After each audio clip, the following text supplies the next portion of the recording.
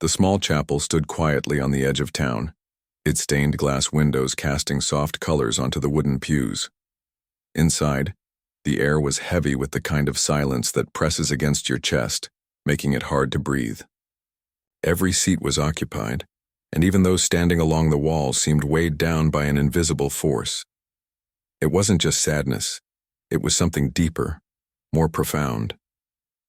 Grief had taken hold of everyone in the room, wrapping itself tightly around their hearts like a cold blanket.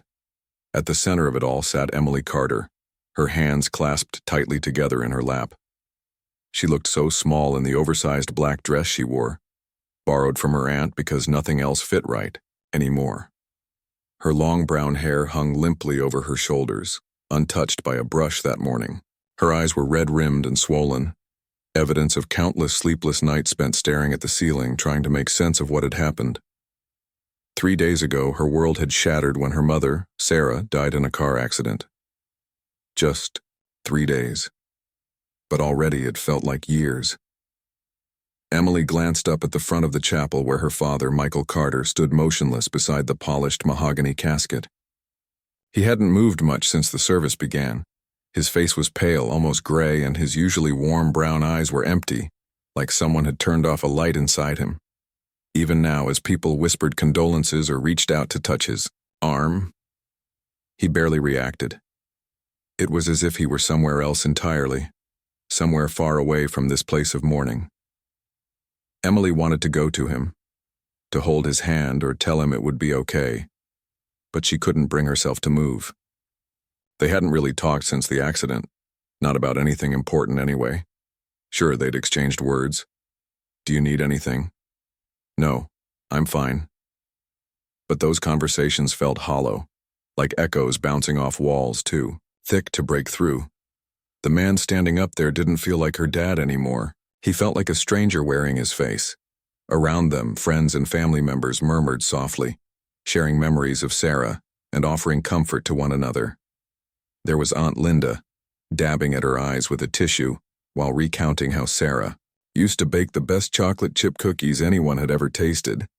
Uncle Tom nodded solemnly, adding that Sarah always knew exactly what to say to cheer someone up. Everyone agreed she had been the heart of their family, the glue holding them all together. Now, without her, it felt like everything was falling apart.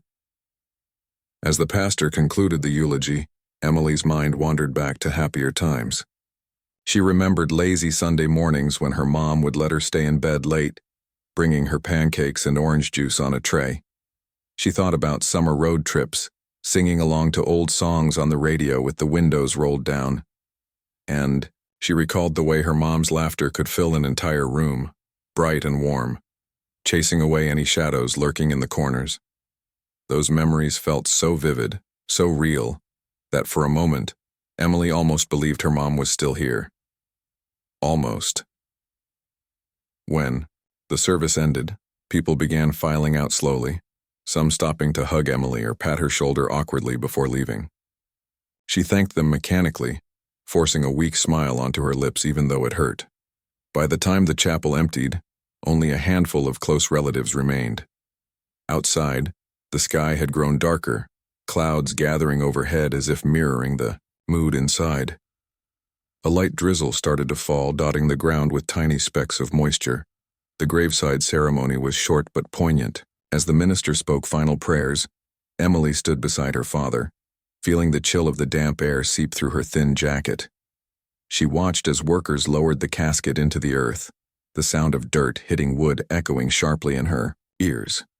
Each thud sent a fresh wave of pain crashing over her, threatening to pull her under. She clenched her fists, digging her nails into her palms to keep from breaking down completely. That's when she noticed something, or rather, someone, out of the corner of her eye.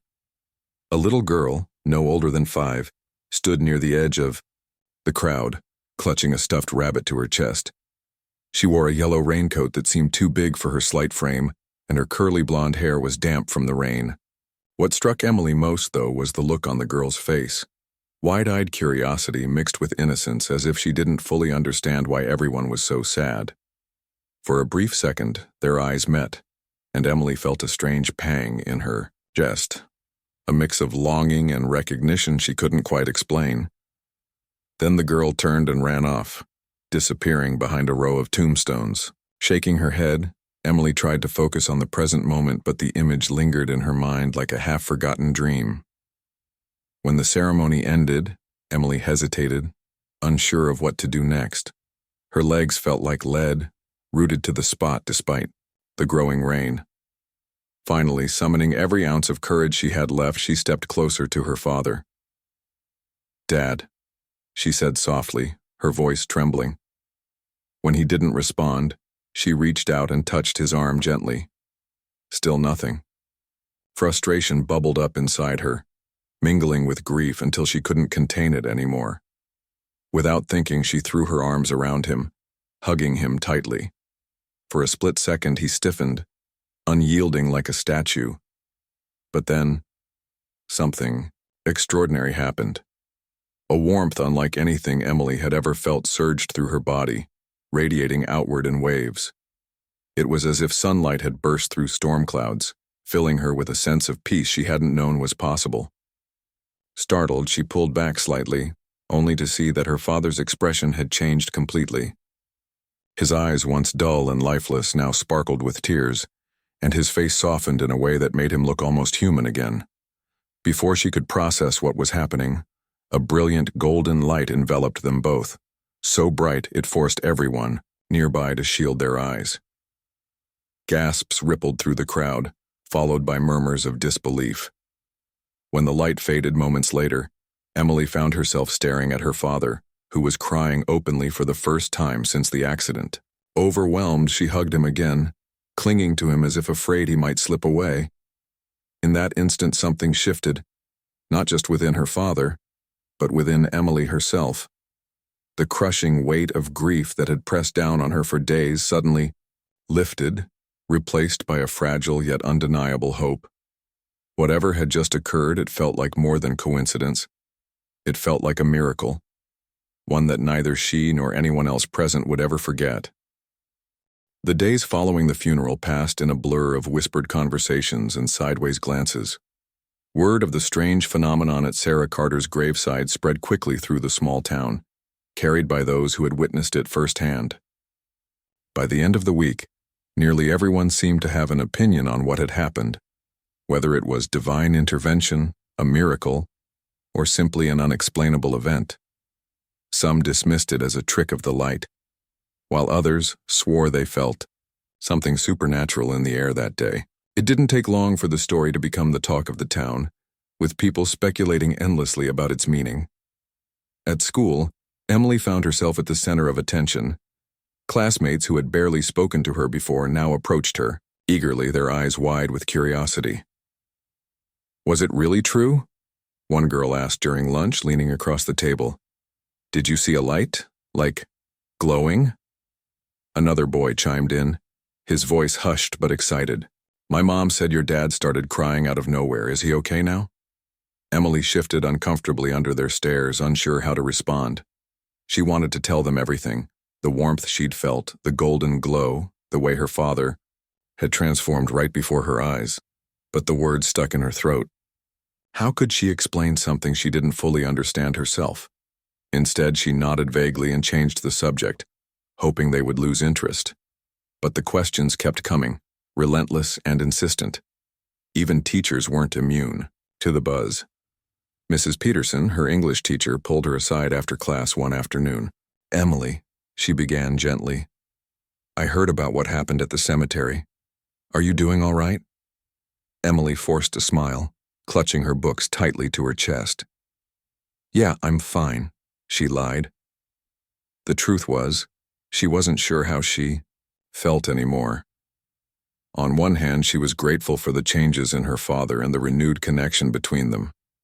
On the other hand, the lingering mystery of the light, and whatever force might be behind it, left her unsettled. Was it really her mother reaching out from beyond? Or was it something else entirely? Back at home, life continued to shift in unexpected ways. Michael threw himself into projects around the house, tackling tasks he hadn't touched in years. He fixed the leaky faucet in the kitchen sink, patched up the hole in the living room wall where a picture frame had fallen, and even repainted the front door, a cheerful shade of blue that Sarah had always loved. Each task seemed to bring him a little closer to closure, as if repairing the house was somehow helping him mend his broken heart. But there were moments when Emily noticed him pause mid-project, staring off into space with a faraway look in his eyes. Once she caught him sitting on the edge of the bed in his and Sarah's room, holding one of her sweaters in his hands. His shoulders shook silently, though no tears fell. When he realized Emily was watching, he quickly wiped his face and stood up, forcing a smile. "Just airing it out," he said lightly, hanging the sweater back in the closet. "Can't let it get musty." Emily nodded, pretending to believe him, but she knew better. Her father was still grieving deeply, even if he tried to hide it. And so was she. Though the weight of their loss had eased somewhat since the funeral, it never fully disappeared. There were nights when Emily lay awake, staring at the ceiling and wondering if her mother was truly gone, or if part of her remained, watching over them. That thought became harder to ignore as strange occurrences continued to happen around the house. Late one evening, Emily was brushing her teeth in the bathroom when she heard footsteps coming from downstairs. At first she froze, her heart racing. Then she called out, "Dad? Is that you?" No answer. The footsteps stopped abruptly, leaving only silence in their wake. Emily hesitated, gripping her toothbrush tightly, before creeping down the stairs to investigate. The living room was empty, the furniture undisturbed. Yet when she turned to go back upstairs, she noticed something odd. The blanket on the couch had been folded neatly, even though she was certain she'd left it crumpled earlier.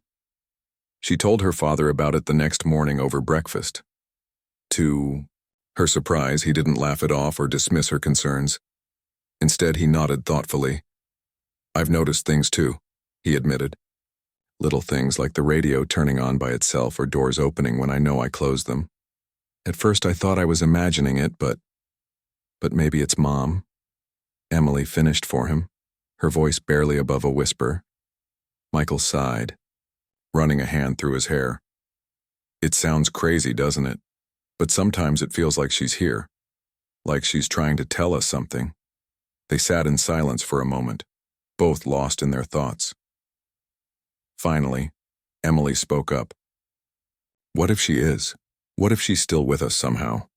Her father smiled faintly, reaching across the table to squeeze her hand. "If she is, then we should listen. Whatever she's trying to say, it has to be important." As the weeks went by, Emily and Michael began paying closer attention to the signs, or at least what they interpreted as signs. One rainy afternoon, while cleaning out the attic, Emily stumbled upon an old shoebox filled with letters and photographs. Among the items was a note written in her mother's familiar handwriting. "Take care of each other." The message was simple, yet it sent chills down Emily's spine. She showed it to her father immediately, and they spent hours poring over the rest of the contents, searching for more clues. Sure enough, they found them. In a cookbook tucked away in the kitchen cabinet, there was another note scribbled in the margins. "Forgive yourself." Inside a novel on Michael's bedside table, they discovered yet another message. "Be kind to your heart." Each note seemed tailor-made for their current struggles, offering guidance and comfort in equal measure. Whether these messages had always been there or appeared recently, neither of them could say. All they knew was that reading them felt like having a conversation with Sarah, one last chance to hear her voice. Inspired by these discoveries, Emily and Michael decided to honor Sarah's memory in a tangible way. They began volunteering together at a local hospice center, spending their weekends visiting patients and lending a listening ear. For Michael, it was a way to channel his grief into something productive, helping others navigate the same pain he had experienced. For Emily, it was a chance to keep her mother's spirit alive by spreading kindness and compassion wherever they went. The work wasn't easy. Listening to stories of loss and illness often left them emotionally drained. But it also brought them closer together. They shared quiet moments in the car on the drive home, reflecting on the people they'd met and the lessons they'd learned. Slowly but surely, they began to heal, not just individually, but as a family. Still, the question lingered in the back of their minds. Was Sarah truly responsible for the messages and the mysterious occurrences? Or were they simply finding meaning in coincidences, desperate to hold on to any trace of her presence? Neither of them had an answer, nor did they feel the need to seek one. What mattered most was the impact Sarah's memory continued to have on their lives. Through her love, they had found a way to move forward, to carry her legacy with them, even as they built a new future without her. One evening, as they sat together on the porch watching the stars, Emily turned to her father and asked, "Do you think Mom planned all of this? The notes, the signs, everything?" Michael thought about it for a moment, then smiled softly. "Maybe," he said. "Or maybe it's just our way of keeping her with us. Either way, I'm grateful." Emily nodded, resting her head on his shoulder. As the cool night breeze rustled the leaves overhead, she felt a sense of peace settle over her. Whatever mysteries remained, she knew one thing for certain: her mother's love would always guide them, lighting their path even in the darkest times. The golden light that had enveloped Emily and her father faded as quickly as it had appeared, leaving behind an eerie silence. For a moment, no one moved or spoke. Everyone stood frozen, their eyes wide with shock, trying to process what they had just witnessed. The rain continued to fall softly, creating tiny puddles on the grass, but even the sound of droplets hitting the ground seemed muted, as if nature itself was holding its breath. Emily clung tightly to her father, her heart pounding in her chest. She didn't know whether to feel scared, amazed, or both. All she knew was that something extraordinary had happened, and it had changed everything. Her father's body felt different now, warmer somehow, alive in a way it hadn't been since the accident. His arms wrapped around her hesitantly at first, then more firmly, pulling her closer. It was the first time he'd held her like this since her mother's death, and it made her want to cry all over again. But not from sadness. This time it was relief. "Dad?" she whispered, pulling back slightly to look at him. His face was streaked with tears, his expression raw and vulnerable in a way she hadn't seen before. Gone was the hollow emptiness that had haunted his features for days. In its place was something new. Grief, yes, but also clarity, as though a fog had lifted from his mind. "Are you okay?" Michael blinked rapidly, his gaze darting between Emily and the crowd of stunned onlookers. He opened his mouth to speak but couldn't find the words. Instead, he pulled her into another tight hug, his shoulders shaking as sobs racked his body. These weren't quiet, restrained tears. These were deep, gut-wrenching cries that echoed across the cemetery, loud enough for everyone to hear. It was as if years of pent-up emotion were pouring out of him all at once, unstoppable and overwhelming. Emily held on to him, her own tears mingling with his. She felt a strange mix of fear and joy bubbling inside her. Fear because she didn't understand what had just happened, and joy because for the first time in weeks, her father felt real. Not like a ghost haunting their home, but like the man she remembered from before the accident. The man who used to laugh at her jokes, who taught her how to ride a bike, who always knew exactly what to say to make her feel better when she was sad. The whispers began slowly, rippling through the crowd, like ripples in a pond. People exchanged glances, their faces pale with disbelief. Some crossed themselves, muttering prayers under their breath. Others stepped back nervously, unsure of what to do or say. A few brave souls approached cautiously, their voices trembling, as they asked, What just happened?" No one had an answer, not even Emily or Michael. But despite the confusion, there was an undeniable sense of awe in the air. Whatever had occurred, it wasn't ordinary. It wasn't something that could be explained away as a trick of the light or a coincidence. Even those who might have dismissed it as mere imagination couldn't deny the transformation they saw in Michael Carter. Just moments ago, he had been a shell of a man, distant and unreachable. Now, he was crying openly, hugging his daughter, like his life depended on it.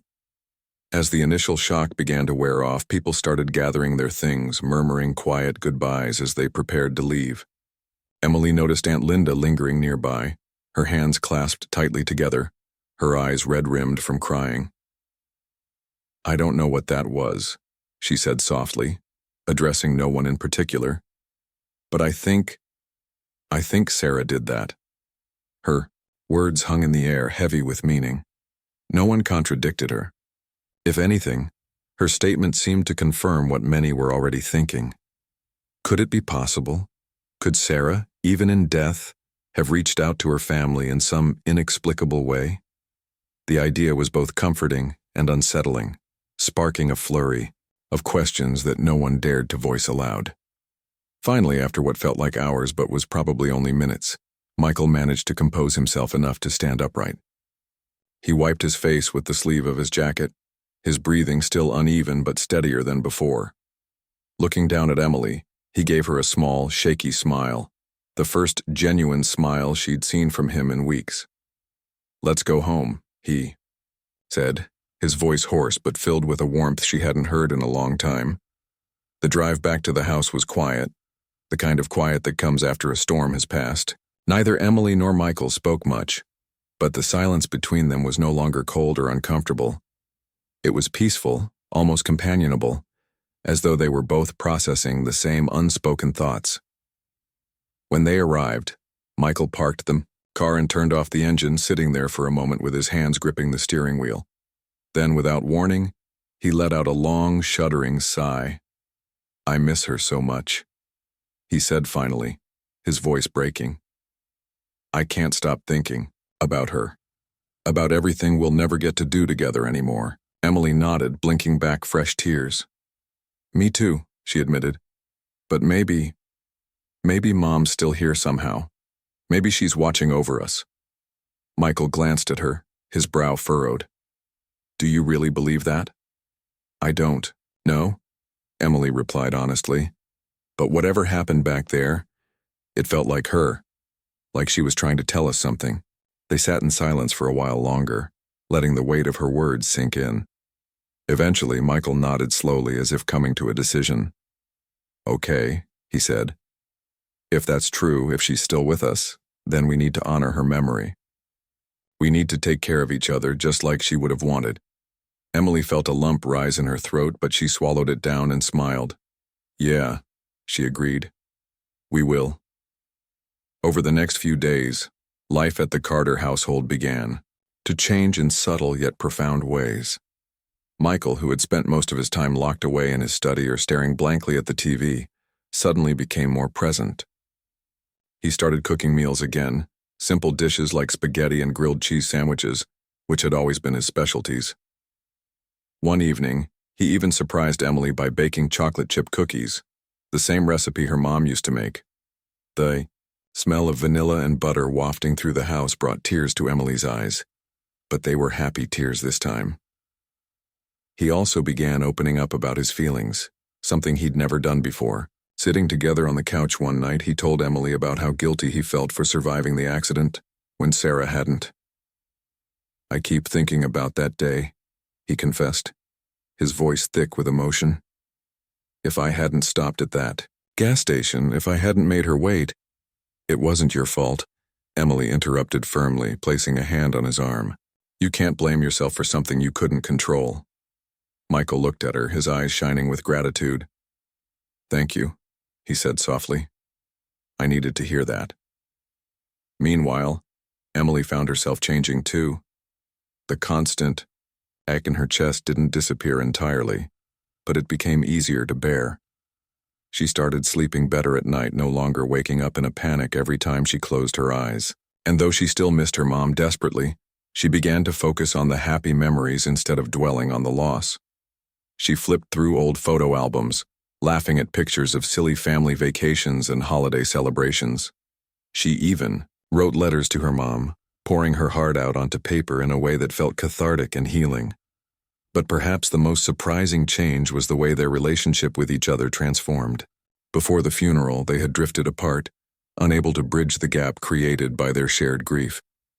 Now they were closer than ever, leaning on each other for support and finding strength in their bond. They talked more, laughed more, and shared stories about Sarah that kept her memory alive. It wasn't perfect. They still had bad days, moments when the pain threatened to overwhelm them, but they faced those moments together side by side.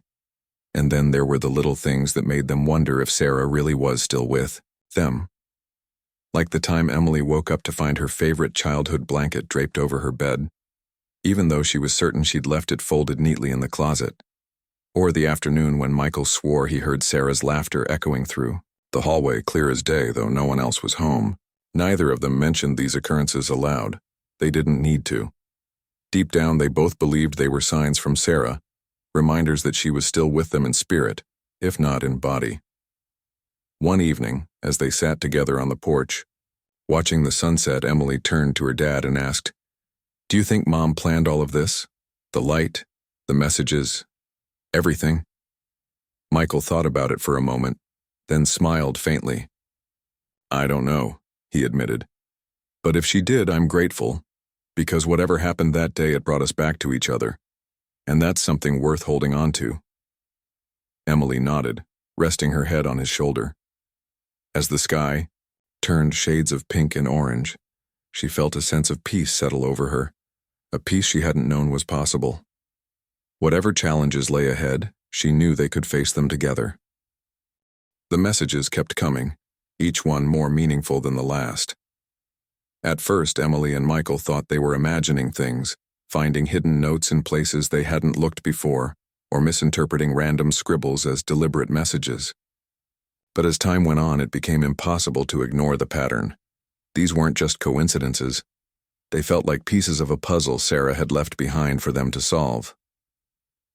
One chilly Saturday morning, Emily woke up earlier than usual, unable to shake the feeling that something was waiting for her. She padded downstairs in her slippers, her breath visible in the cold air of the house. The heater hadn't kicked in yet, so she wrapped herself in a blanket and headed toward the kitchen to make tea.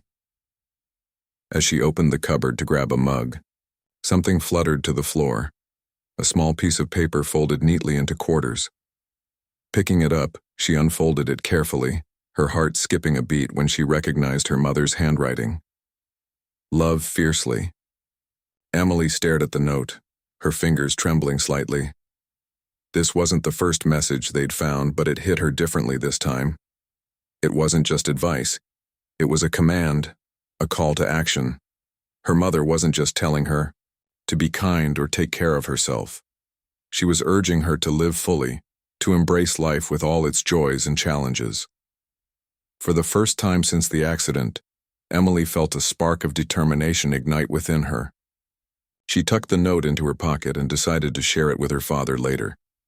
When Michael came downstairs an hour later, already dressed in his work clothes, Emily handed him the note without a word. He read it silently, his brow furrowing as he processed the words. Then, after a long pause, he looked up at her and smiled faintly. "She always did have a way of saying exactly what we needed to hear," he said softly. Even now. That day, they talked about the note over breakfast, dissecting its meaning and how it applied to their lives. Michael admitted he'd been holding back emotionally, afraid to let himself feel too much happiness because it felt disloyal to Sarah. But the message reminded him that loving fiercely didn't mean shutting out joy. It meant embracing it, even while grieving. For Emily, the note resonated differently. She realized she'd been tiptoeing around her emotions, afraid to fully confront her grief or allow herself to dream about the future. Her mother's words pushed her to stop hiding and start living again. As the weeks passed, the messages continued to appear in unexpected ways. One evening, Michael was reading an old novel Sarah used to love when a scrap of paper slipped out from between the pages. On it was written, "Forgive others, forgive yourself." He showed it to Emily immediately, both of them marveling at how perfectly it aligned with their current struggles. Another time, Emily found a note tucked inside a recipe book her mother had given her years ago. The message read, "Cook with love, eat with gratitude." Though simple, it brought tears to her eyes reminding her of the countless meals Sarah had prepared with such care and affection. Each discovery deepened their connection to Sarah's memory, making her presence feel closer than ever. Yet there were moments when doubt crept in. Was it really her doing this? Or were they simply projecting their own desires onto ordinary objects? Neither of them could answer definitively, but they chose to believe it was Sarah reaching out. Whether through some supernatural force or the power of their own memories, the messages gave them hope and direction during a time when they desperately needed it. The strange occurrences extended beyond the written notes, too. There were nights when Emily swore she heard soft humming coming from the hallway outside her bedroom, a tune her mother used to sing when she was happy.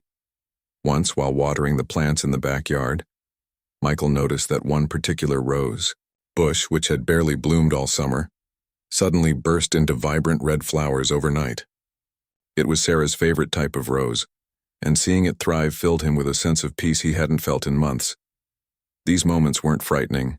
If anything, they were comforting.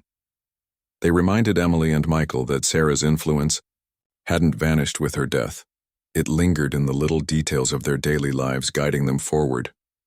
Even the townspeople began noticing subtle changes in the Carters. Neighbors who had once whispered sympathetically about their tragic loss now commented on how strong and resilient they seemed. Aunt Linda remarked during a family dinner that Michael looked healthier, more alive than he had in years.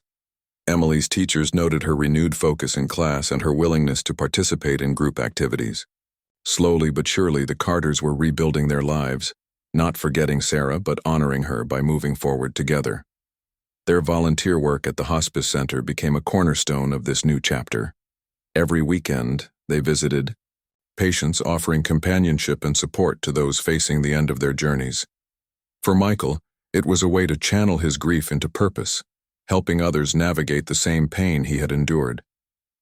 He often sat with elderly patients, listening to their stories and sharing memories of Sarah.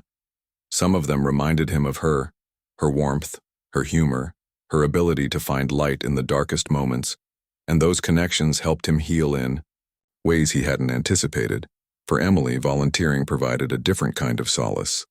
She bonded with younger patients, many of whom were battling illnesses far beyond their years. Their courage inspired her, teaching her to appreciate the beauty of every moment, no matter how fleeting. She started bringing art supplies to the center, organizing painting sessions and craft projects to brighten everyone's days.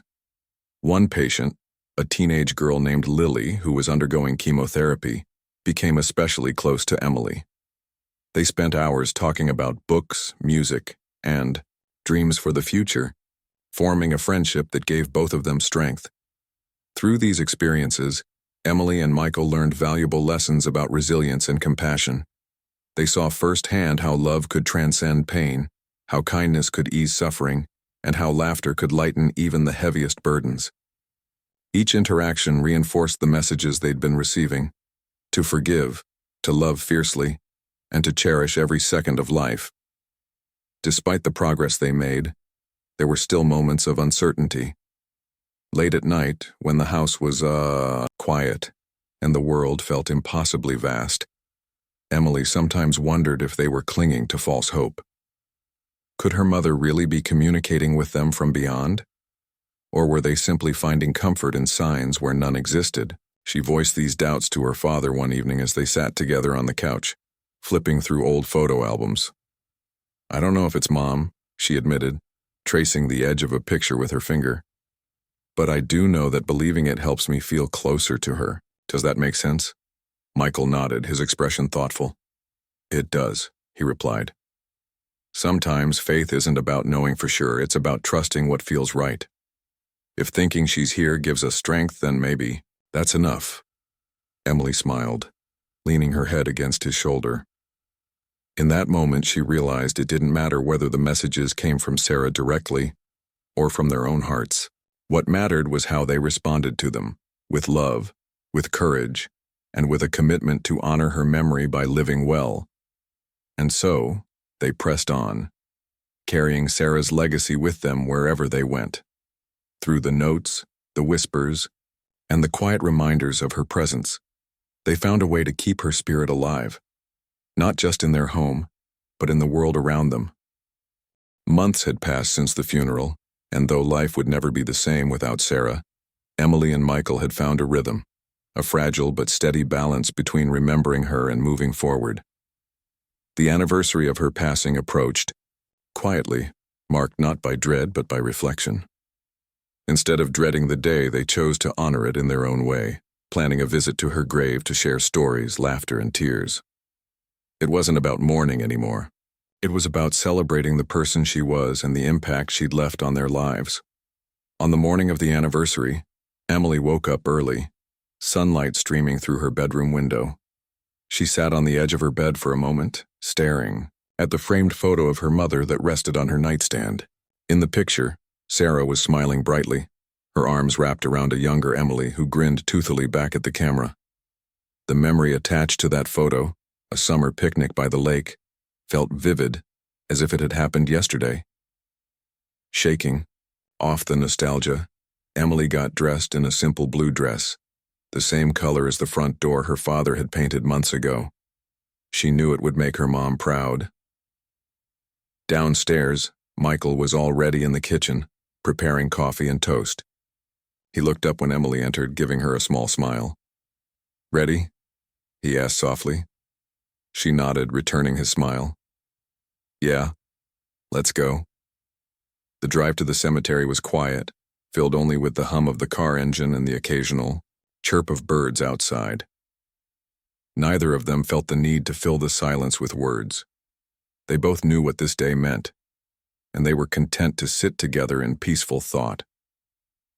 As they pulled into the parking lot, Emily noticed how serene the place felt under the soft glow of the morning sun. The trees swayed gently in the breeze, their leaves casting dappled shadows on the ground. It was hard to believe that such a tranquil spot could hold so much emotion. They walked side by side along the winding path, their footsteps crunching lightly on the gravel. When they reached Sarah's grave, Emily knelt down to place a bouquet of fresh flowers, roses, lilies, and daisies on the headstone. She traced the engraved letters of her mother's name with her fingertips, feeling a lump rise in her throat. For a moment she closed her eyes, allowing herself to remember all the little things that made Sarah unique. Her laugh, her hugs, her uncanny ability to turn even the worst days into something bearable. Michael stood beside her, his hands stuffed into his pockets. His gaze lingered on the inscription below Sarah's name. Beloved wife, mother, and friend. He swallowed hard, blinking back tears. Then, clearing his throat, he began to speak. "I miss you every single day," he said, his voice steady despite the emotion behind it. "But I'm trying, Sarah. We're trying. And I hope we're making you proud." Emily glanced up at him, surprised by his words. It was rare for her father to open up like this, especially in public. But today felt different. Today they weren't just visitors paying respects. They were family members having a conversation with someone who still mattered deeply to them. Taking a deep breath, Emily joined in. "We planted those roses you loved," she said, her voice trembling slightly. "And Dad fixed the leaky faucet. You know how much that drove you crazy. Oh, and guess what? I started painting again. Remember how you always said I should keep practicing?" As they spoke, sharing memories and updates, something remarkable happened. A gentle breeze swept through the cemetery, rustling the leaves, and carrying with it the faint scent of lavender, a fragrance Sarah had adored. Emily froze, her heart skipping a beat. She looked at her father, whose eyes widened in recognition. Neither of them said anything, but they didn't need to. They both felt it, the undeniable presence of Sarah, as if she were standing right there with them, listening and smiling. After a while, the wind settled, and the moment passed. Emily stood up, brushing dirt off her knees, and turned to her father. "Do you think she heard us?" she asked, her voice barely above a whisper. Michael hesitated, then nodded slowly. "I think she did," he replied. "And I think she's happy."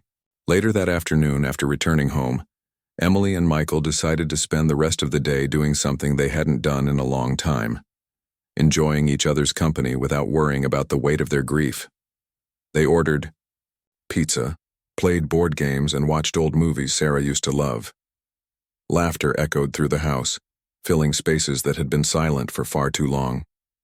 At one point, during a particularly funny scene in a comedy film, Emily caught her father wiping away a tear, not of sadness but of pure joy. It struck her then how far they'd come since that rainy day at the cemetery.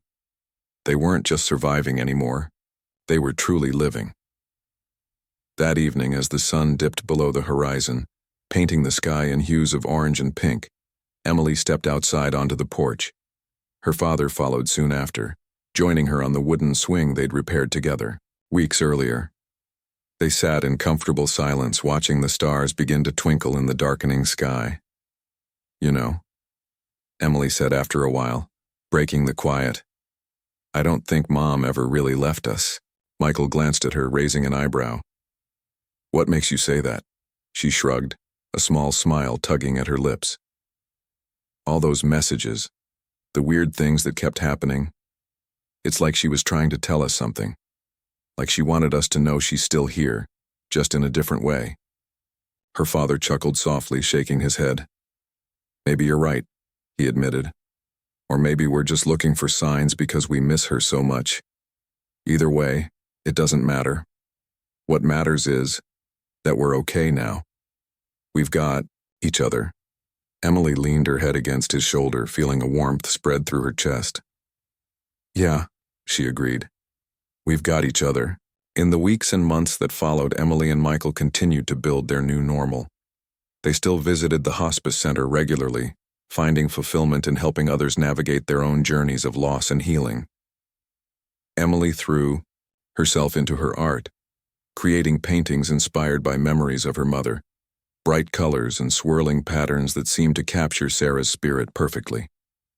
One of her pieces even won first prize at a local art show, leaving her beaming with pride and gratitude. Michael, meanwhile, took up woodworking as a hobby, crafting beautiful furniture pieces that reminded him of the projects he and Sarah used to tackle together.